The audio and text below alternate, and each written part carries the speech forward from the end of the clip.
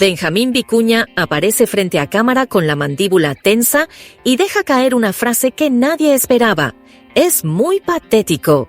Así, sin anestesia, sin rodeos. Y con esas 3 palabras abre un nuevo capítulo en una historia que parecía enterrada, pero que vuelve a rugir como si el tiempo no hubiera pasado. Lo que debía ser un cierre definitivo se convirtió en una herida que vuelve a sangrar cada vez que alguien levanta el micrófono. Y esta vez el actor chileno decidió poner un límite, aunque el estallido ya había comenzado.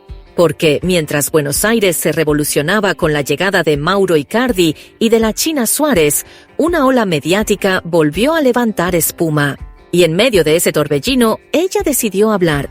Otra vez, sin filtros, sin pausa. Como si sus palabras fueran fósforos encendidos en una habitación llena de pólvora. En 2 entrevistas que hicieron ruido, describió su relación con Vicuña como una etapa asfixiante, desgastante, un túnel emocional en el que, según ella, dejó de sentirse amada. Y con eso, inevitablemente, lo empujó de nuevo al centro de la tormenta. La reacción de él no tardó, pero tampoco fue el clásico discurso calmado que suele dar cuando el tema le incomoda. Esta vez, su voz tenía un filo distinto, más frío, más cansado. Casi como si, antes de hablar, hubiera contado mentalmente hasta 10, y aún así no le alcanzara. Cuando lo consultaron sobre por qué una historia tan vieja vuelve a salir del cajero emocional de su expareja, soltó: no hay mucha más vuelta que dar, es súper triste. Pero en ese súper triste había algo más, un subtexto que atravesaba todo su cuerpo: hartazgo. Y no es para menos.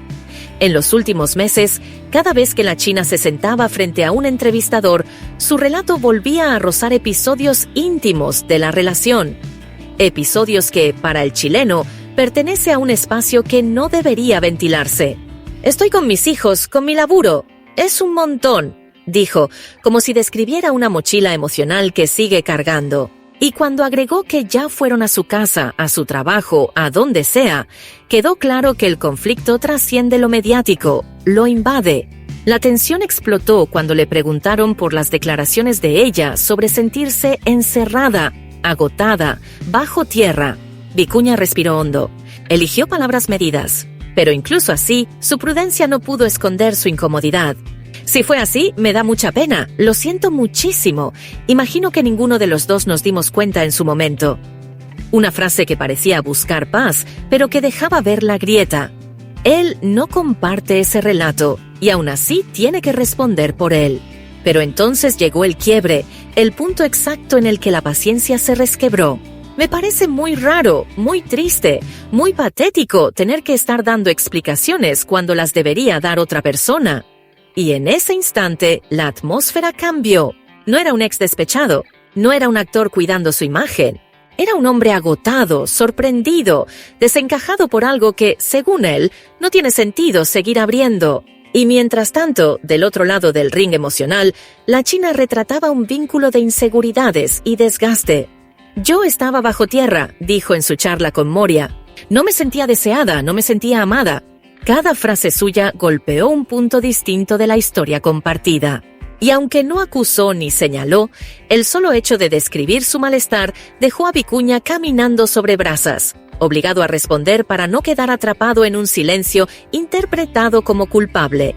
Lo que realmente mueve a Vicuña en todo esto no es el escándalo, no es su imagen, no es su ego, son sus hijos.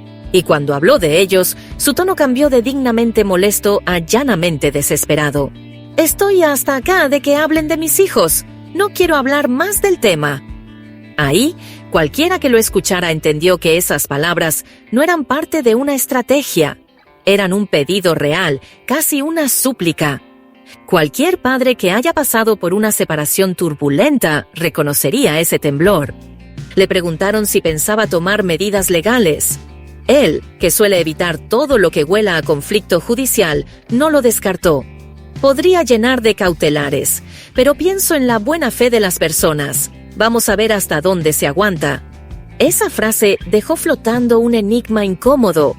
¿Hasta dónde lo están empujando? ¿Y qué pasará si cruza ese umbral? Lo más llamativo es que él insiste en que la historia ya terminó. Se separaron. Hicieron cada uno su vida, Y sin embargo, cada tanto, algo vuelve a abrir la grieta como si el pasado todavía reclamara protagonismo. La china habla desde su vivencia, desde su sensación de encierro emocional. Él responde desde su pudor, desde su necesidad de proteger a sus hijos. Y entre ambos, el público, atrapado en una novela real que no termina de apagarse.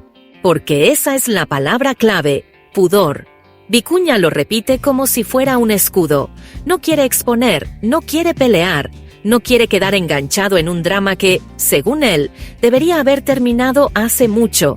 Pero cuando la otra parte decide poner palabras sobre una historia compartida, él queda atrapado en una narrativa que no escribió. Y ahí nace la pregunta que todos se hacen, pero ninguno dice en voz alta. ¿Qué necesita cada uno realmente? ¿Ella, cerrar un capítulo que todavía le duele? ¿Él, que lo suelten de una vez? ¿O simplemente esto es el resultado inevitable de una separación famosa, donde cada recuerdo se convierte en titular? La historia todavía no encuentra su punto final. No hay resolución, no hay tregua, no hay silencio. Lo único claro es que las palabras de ella reabrieron una herida y la reacción de él abrió otra.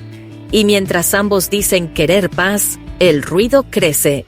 Y en ese ruido todos miran, opinan, especulan. Porque el capítulo que parecía cerrado volvió a arder. Y esta vez no por lo que pasó, sino por lo que cada uno eligió contar.